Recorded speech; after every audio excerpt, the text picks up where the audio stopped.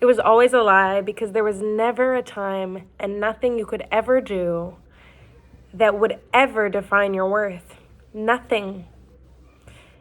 Quite frankly, the most rich person on this earth and the poorest are just as worthy. The most successful singer and the singer that sings in their basement are just as worthy. The person who ran the marathon and the person who's overweight, just as worthy. Your worth can never be defined.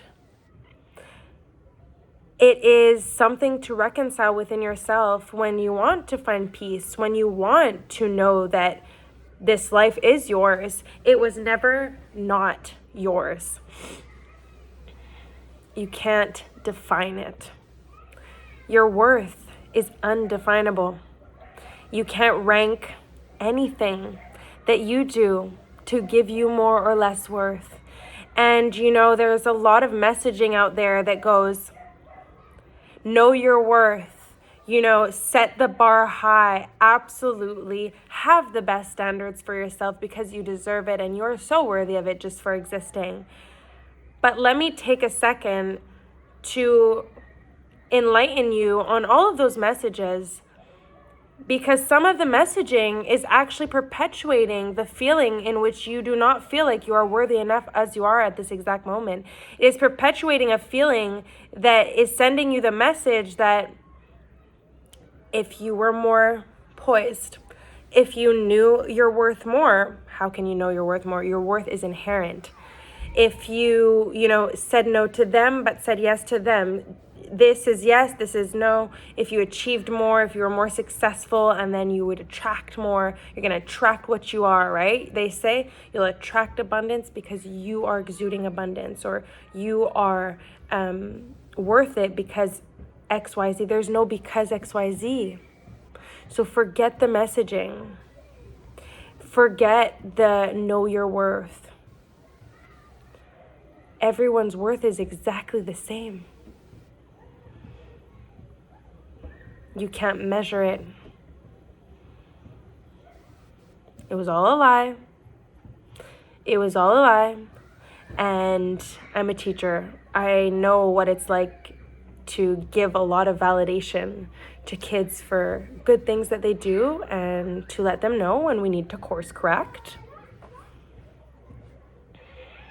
But I try to remind them that there's no amount of me telling you that you're doing well that means anything about who you are. You are loved when you are doing something wrong. You are loved, and you are loved when you are doing all of the right things. You could do 10 wrong things, and the other kid beside you does 10 right things, and you're both just as worthy of my love, of other people's love, of your own self-acceptance and nourishment. So then if you do the right things, that's just because you choose to do it. Why? Because it makes you feel good. Because you like to express yourself in that way. Because let's say you like to do schoolwork, some don't. Let's say you like the art class, some don't. You like gym, you like to run. I have a kid who goes and he runs in front of me and he's like, look how fast I am. Like, you're very fast. And another kid will pass and go, look how fast I am. And I know that they're not as fast as the other, but I'll still say you're very fast. Because we don't need to compare. You're fast in your lane, you're fast in your lane. And nothing about either of them being faster than the other will ever change how worthy they are.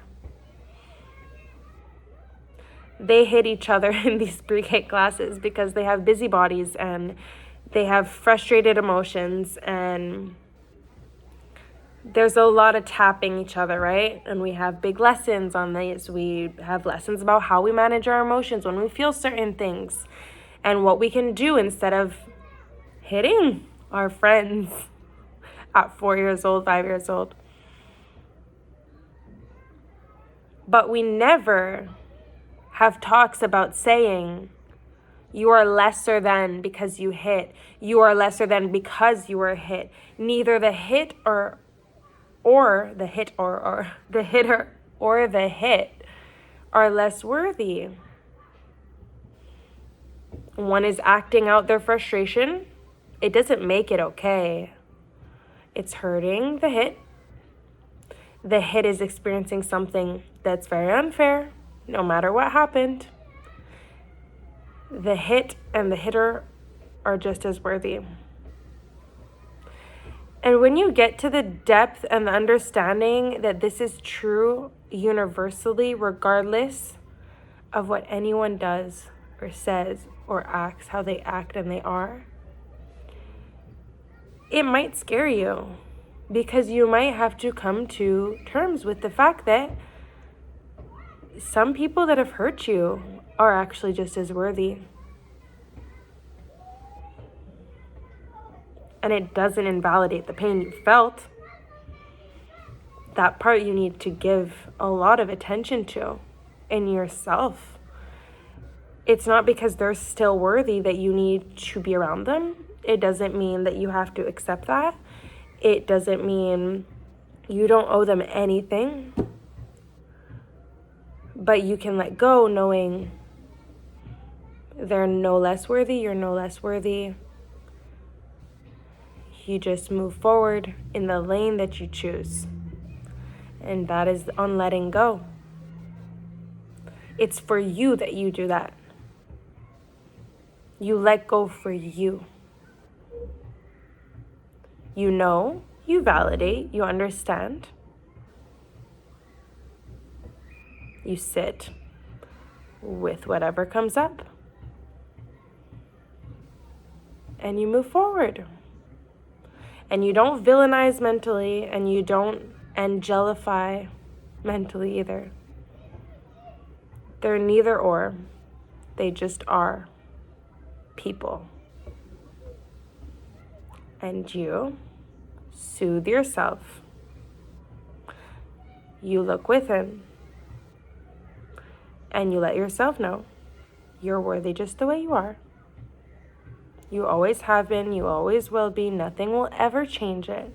And you give up trying to prove that. It's a lie that you can ever be more worthy than someone else, no matter what you do, no matter how you hold yourself, no matter what weight you're at, no matter how much success you have or not. There's no measure.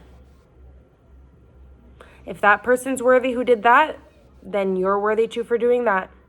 You do 10 wrong things or 10 right things and you're still just as worthy. So choose the things that you want to do that'll make you feel good about your existence on this earth.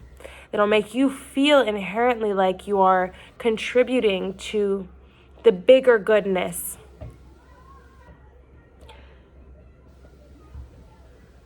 Because then, and in that very way, you are contributing to yourself, to your experience of life.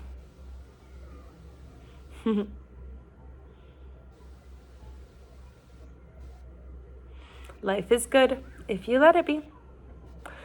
Follow me for more. I'll be here.